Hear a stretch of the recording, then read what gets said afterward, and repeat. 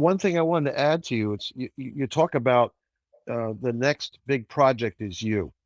Well, we're going to turn that back now. I've been telling stories for the Opus Prize and a few other organizations like Team Lift and Axios. Um,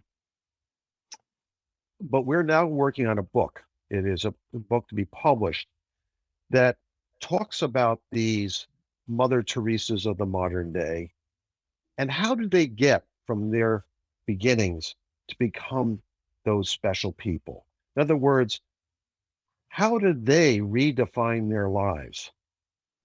They didn't stay in the same place. So, in other words, how did a Father Rick Frechette, um, or as you mentioned, the sisters and some of the other folks that are at my website, how did they get there? What things happened in their youth? What happened in their middle life? Because some of them came out of business, some of them came out of academia, some of them came out of medical practice. There's doctors there. Um, some of them came out of more ordinary lives, but there were things in their lives that helped them get to that next stage.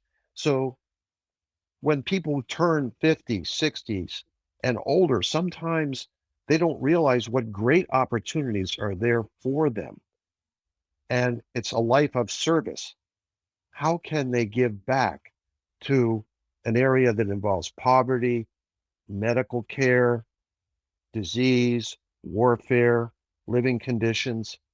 All this stuff is being threatened. And like you said, Leo, the general public is not aware of that. They're not aware. Uh, Our book, Like, I'm working on this with Don Newreiter, who I had mentioned earlier, Don Newreiter.